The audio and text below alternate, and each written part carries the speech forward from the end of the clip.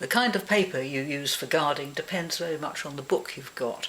If you've got an old book, like this 18th century book I've got here, I like to use Japanese paper. It's a beautiful material. It has very long fibres. There are literally thousands of different kinds of Japanese paper. You want this slightly tinted colour with the long fibres, which you can see there, and you make it, you cut the guard by pulling it rather than cutting it. However, if you're beginning and you're not quite sure about how these things work, it's much better to start off with some bank paper on a fairly ordinary book.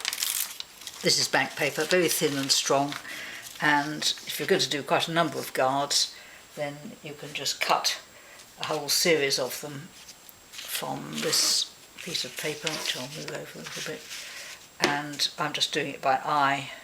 I'm just cutting down give myself a set of roughly 1/4 inch, centimetre across strips of paper, which I know are just about the right size for this book, which I'm going to do. They want to be a little bit bigger than what you've got, and you trim them off afterwards.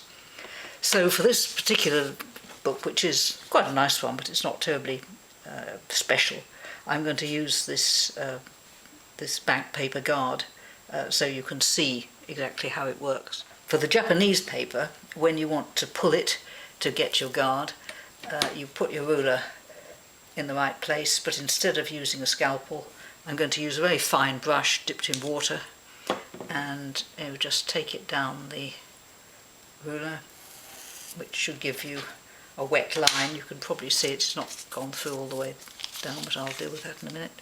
So you pull it apart down that damp line, and it comes away very easily. I'll just finish it off. If it's not totally straight, it doesn't matter. The point is that the fibres blend in very nicely onto paper, especially if it is an old paper. And you can see how, as you pull it apart, you get those long fibres. Just a general note about guarding. You obviously need to guard together sections like this, where you've got two completely separated pages. You just need to make sure you get them paired up with the correct ones. If you've got several pages like this, you need to be sure you've got the pairs together properly. But you don't want to guard more than you absolutely have to. If you've got a section like this, where you can see you've got quite a lot of material missing there, but the pages are holding together. If you have a lot of sections which really need guarding, then you don't need to do those. You keep it to the absolute minimum. And some people on principle do the first and the last, but I don't think it's absolutely necessary. It depends very much what it is. But you do need to just make sure that you don't over-guard, because you don't want to add more swell than necessary.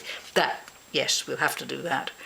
But anything that you can get away with, don't.